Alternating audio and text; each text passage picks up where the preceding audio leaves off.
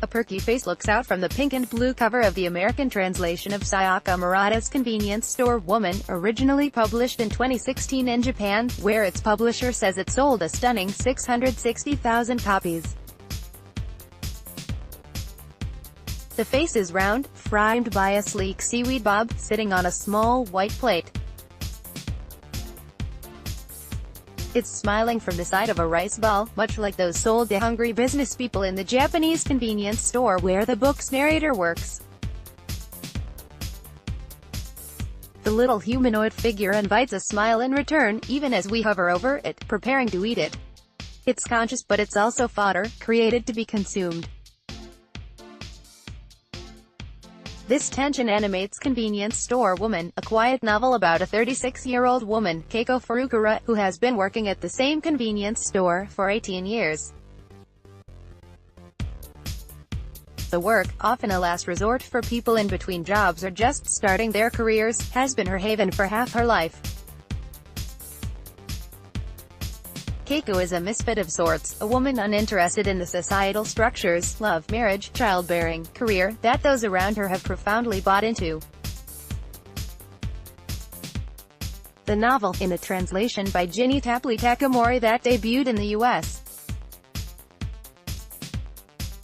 on Tuesday with Grove Press, sets her on a collision course with the expectation that she'll conform. As she tries to bargain for a way out, she encounters another convenience store worker, Shiraha, an outright misogynist who feels equally excluded from society. Eventually, she makes a wild proposition to him, in hopes that between their two outsider selves they can improve both of their lots. In the ensuing fallout, Murata draws a poignant portrait of what happens when a woman's oppression meets a man's grievance, and one of them has to give. Convenience Store Woman closely observes the inevitable failures of a society to embrace all within it, and the contrasting ways disenfranchised men and women manage to cope. Since early childhood, Keiko has been aware that she is not like her family and acquaintances. She struggles to read social cues, and rarely understands others' emotions. Once, in school, she picked up a shovel and bashed a boy over the head to break up a fight between two schoolmates. She was surprised when people responded with shock admonishments instead of appreciation. After all, they had wanted the boys to stop fighting. Why on earth were they so angry, she thinks. I just didn't get it. As she got older, she lacked interest in career ambition, close friendships and romance. Her family sought out cures and cosseted her, hoping she'd grow into the same kind of person everyone else is. Instead, at 18, she gets a part-time job at a new convenience store in a business district, and discovers a tiny universe in which the rules of engagement are clear-cut and her value as part of the team is tangible. She wears a uniform, she calls out canned lines, rehearses daily before her shift, she stocks shelves, brings up purchases and keeps an eye on inventory and promotion. She never misses a shift. I am one of those cogs, going round and round. I have become a functioning part of the world, rotating in the time of day called morning. Sayaka Murata, Convenience Store Woman. In the rest of the world, the range of alien human feeling is so vast it drowns her, but in the store, she has become an expert at understanding other people. I automatically read the customer's minutest movements and gaze, and my body acts reflexively in response, she thinks, as she predicts from the motion of a shopper's hand that he will pay electronically. She's gathered that her coworkers seem pleased when she is upset by the same things as them, so she plays along with their workplace gripes. There are no shovel-to-the-head moments in this little realm, where she obeys all the laws. It is the start of another day, the time when the world wakes up and the cogs of society begin to move, she thinks, early in the novel. I am one of those cogs, going round and round. I have become a functioning part of the world, rotating in the time of day called morning. The words might sound grim, but Keiko is content. She likes fitting in, being useful. Outside the convenience store, though, she remains a loose end.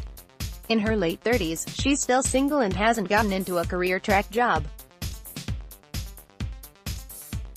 While I was in my early 20s it wasn't unusual, she thinks.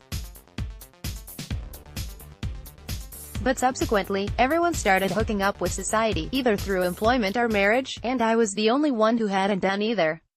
Her sister has begun to overtly pressure her to find a relationship, and her friends and coworkers ask probing questions about why she's still in a part-time job. Soon a wrench is thrown into the cozy machinery of her convenience store refuge with the arrival of Sharaha. Like Keiko, he's past the age when society would have expected him to settle into a career and family. Instead, he's single, working at a convenience store and, unlike Keiko, bitter about it. We existed only in the service of the convenience store, she thinks on his first day. It appeared Sharaha had not yet come to terms with this. He refuses to contribute. He uses his cell phone at work, to Keiko's shock. I couldn't understand why he'd violate such a simple directive. He complains about rehearsing the customer greetings. He's late. This non-compliance cannot stand, of course. It threatens the very existence of the store as she knows it. A convenience store is a forcibly normalized environment, she thinks after a clash with Sharaha. This world, she repeatedly notes, remains unchanged even as an endless cycle of employees and products pass through it, a stasis that relies on every worker playing their part as written, with no deviations. From the people down to the milk and eggs on the shelf, they're all disposable commodities. This does not greatly bother Keiko. It's capitalism distilled to its cold-blooded essence. Every person and thing plays its part, and then is replaced, seamlessly. What upsets her are the messier systems in which humans are expected to play a part and then be replaced. Pairing off and having children is the system by which society replaces itself, but here, she is like Sharaha. She incorrigibly refuses to play her part and frustrates the smoothly functioning cogs around her. For Sharaha, though, his single status and lack of career serve only to fuel his resentment and bigotry. Where Keiko is politely puzzled by love, Sharaha is enraged that beautiful young women don't want to marry him. Where Keiko sequesters herself in a small, logical world where she can be useful, Sharaha flings himself in the face of society and demands the fruits of labor he doesn't want to do. He stalks a female customer, and regales Keiko with monologues that could have been drawn from incel message boards. The youngest, prettiest girls in the village go to the strongest hunters. They leave strong genes, while the rest of us just have to console ourselves with what's left. Meanwhile, he dismisses potential love interests as too flighty, too old, and too domineering. The hypocrisy does not seem to dawn on him. I was beginning to lose track of what society actually was. I had a feeling it was all an illusion.